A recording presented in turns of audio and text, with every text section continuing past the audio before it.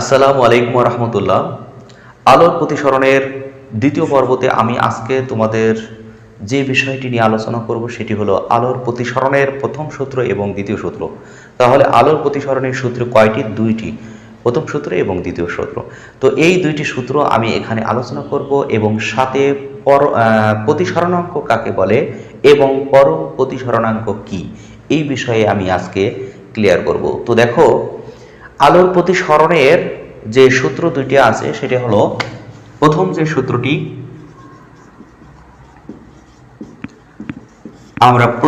সূত্রটি বলবো, আপতিত রশ্মি, প্রতিসরিত রশ্মি এবং অবিলম্ব একই সমতলে থাকে। এটার কোনো গাণিতিক রূপ নেই, আমরা জাস্ট এটি ব্যাখ্যা করব যে আপতিত রশ্মি, প্রতিসরিত রশ্মি এবং অবিলম্ব একই সমতলে থাকে। আর দ্বিতীয় যে সূত্রটি আছে, এই দ্বিতীয় সূত্রটা নিয়েই কিন্তু এখানে যত সব সৃজনশীল এখানে আসবে এই দ্বিতীয় সূত্র থেকে। তো দ্বিতীয় সূত্রটা একটু মনোযোগ দিতে হবে। দ্বিতীয় সূত্রটি ছিল একজোড়া নির্দিষ্ট মাধ্যম এবং নির্দিষ্ট রঙের আলোর জন্য আপতন কোণের সাইন এবং প্রতিসরণ কোণের সাইনের অনুপাত একটি ধ্রুব সংখ্যা। তাহলে আলোর প্রতিসরণের যে দ্বিতীয় সূত্র, এটি একটু আমরা মনে রাখবো এবং বোঝার চেষ্টা করব। প্রতিসরণের দ্বিতীয় সূত্র, এক জোড়া নির্দিষ্ট মাধ্যম এবং নির্দিষ্ট রঙের আলোর জন্য আপতন কোণের সাইন এবং প্রতিসরণ কোণের সাইনের অনুপাত একটি ধ্রুব সংখ্যা। তো এই বিষয়টা আমি একটু ক্লিয়ার করে দেব। দেখো যে আলোকরশ্মি যখন এক মাধ্যম থেকে অন্য মাধ্যমে আসবে, মনে করো এইটা আমি ধরে নিলাম বায়ু মাধ্যম এবং এটা মনে করো পানি মাধ্যম। পানি মানে কি? ঘন। আর এটা বায়ু মানে আমরা হালকা জানবো। তাহলে আলোকরশ্মি যখন হালকা থেকে ঘনতে প্রবেশ করবে, আমরা আগেই জেনেছি যে আলোটা যখন হালকা মাধ্যম থেকে ঘনতে প্রবেশ করবে তখন কিন্তু অবিলম্বের দিকে সরে আসবে। দেখো, এটা ছিল অবিলম্ব, অবিলম্বের দিকে সরে এসেছে। এই রশ্মিটা যাওয়ার কথা ছিল সোজা, কিন্তু সোজা না যে অবিলম্বের দিকে সরে এসেছে। তো এক জোড়া, এখানে যে দ্বিতীয় সূত্রটা বলা হয়েছে যে এক জোড়া নির্দিষ্ট মাধ্যম, এক জোড়া মাধ্যম মানে এই যে হালকা মাধ্যম, ঘন মাধ্যম, এক জোড়া মাধ্যম এবং নির্দিষ্ট রঙের আলোর জন্য, নির্দিষ্ট রং মানে এই যে আলোকরশ্মিটা পড়ছে, আলোকরশ্মিটা যেটা পড়ছে সেই আলোকরশ্মিটা নির্দিষ্ট রঙের হতে হবে। এটা যদি সূর্যের সাদা রশ্মি হয়, তাহলে আমরা জানি সূর্যের সাদা রশ্মির মধ্যে কিন্তু 7টা রং আছে, বেনি, আসহ, কলা। তো এই রশ্মিটা হতে হবে একটা নির্দিষ্ট রং। যদি সেটা লাল হয় তাহলে লাল হবে ফিক্সড। তো যদি এখানে সাদা রশ্মি পড়তো তাহলে কিন্তু সাদা রশ্মি যদি নির্গত করা হতো তাহলে এখানে এই প্রতিসরিত রশ্মি এখানে 7টা রঙে বিভক্ত হতো এবং এই ক্ষেত্রে কিন্তু এই যে প্রতিসরণ যে কোণ, প্রতিসরণ কোণগুলো ভিন্ন হতো।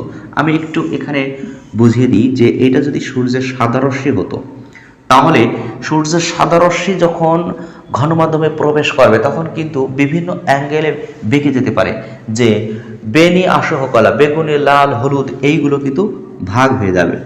এরকম এখানে বিভিন্ন ভাগে 7টা রঙে বিভক্ত হবে, তখন সেই ক্ষেত্রে এই প্রতিসরণ কোণগুলোও ভিন্ন হয়ে যাবে। আপতন কোণ একটাই থাকবে কিন্তু প্রতিসরণ কোণটা ভিন্ন ভিন্ন হয়ে যাবে।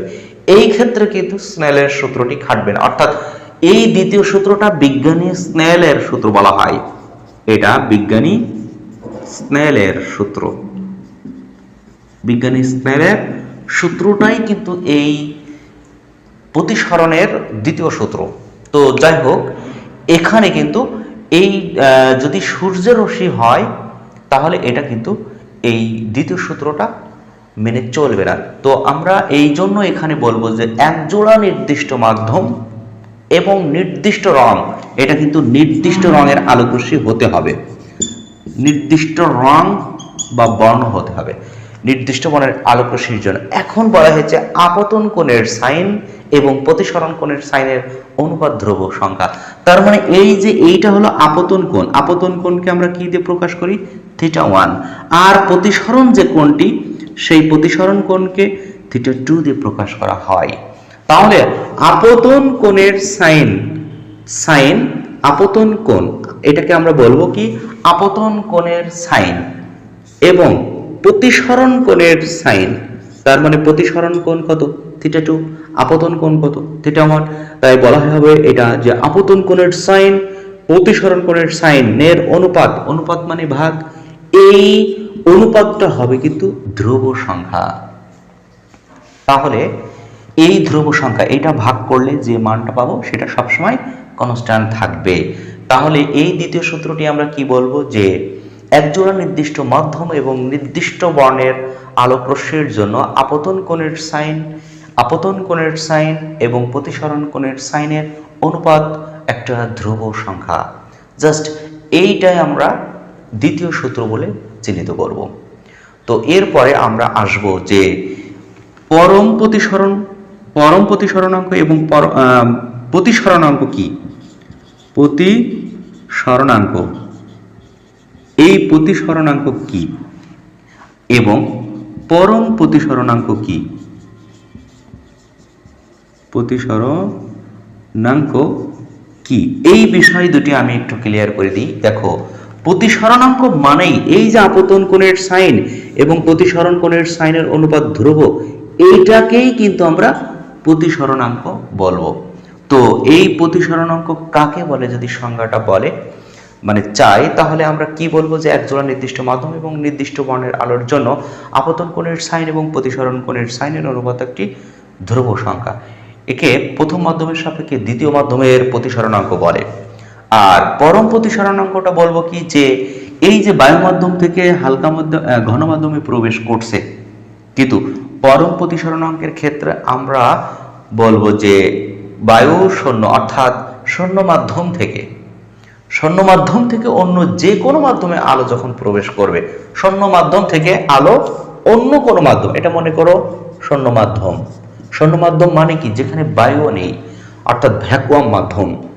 তো শূন্য মাধ্যম থেকে যখন আলো অন্য মাধ্যমে প্রবেশ করবে, শূন্য মাধ্যম থেকে অন্য মাধ্যমে প্রবেশ যখন করবে, একই এই থিটা 1 এখানে থিটা 2, তাহলে এই ক্ষেত্রে শূন্য মাধ্যম থেকে যেহেতু আলো অন্য মাধ্যমে, যদি এই মাধ্যমটা এ হয় তাহলে আমরা এখানে এ দেব, অর্থাৎ শূন্য মাধ্যম থেকে এ তে প্রবেশ করছে, তাহলে এখানে থিটা 1 বাই সাইন থিটা 2। তাহলে শূন্য মাধ্যম থেকে অন্য যে কোনো মাধ্যমে আলো প্রবেশ করলে আপতন কোণের সাইন এবং প্রতিসরণ কোণের সাইনের অনুপাত থাকবে ধ্রুব সংখ্যা। এটাই হলো পরম প্রতিসরণাঙ্ক, ওই মাধ্যমের পরম প্রতিসরণাঙ্ক। তাহলে এখানে এ মাধ্যমের পরম প্রতিসরণাঙ্কই হবে এটি। তো আশা করা যায় এই প্রতিসরণাঙ্ক এবং পরম প্রতিসরণাঙ্কটা ক্লিয়ার হয়েছে। আর এখানে দেখো আমরা যে সূত্রটি পেলাম, eta equal to sine theta 1 by sine theta 2। এখন এখানে যদি এ মাধ্যম থেকে আলো বি মাধ্যমে প্রবেশ করে, তাহলে আমরা এখানে এ দেব, এখানে বি দেব। এই এ এবং এখানে বি থাকার অর্থ হলো আমরা বুঝবো যে আলোটি এ মাধ্যম থেকে বি মাধ্যমে প্রবেশ করছে। তো আশা করা যায় এই প্রতিসরণের দ্বিতীয় সূত্র ক্লিয়ার হয়েছ, প্রথম সূত্র বুঝতে পেরেছ এবং প্রতিসরণাঙ্ক পরম প্রতিসরণাঙ্ক বুঝতে পেরেছ। তো এ পর্যন্ত এই দ্বিতীয় পর্ব সমাপ্ত করছি। আল্লাহ হাফেজ।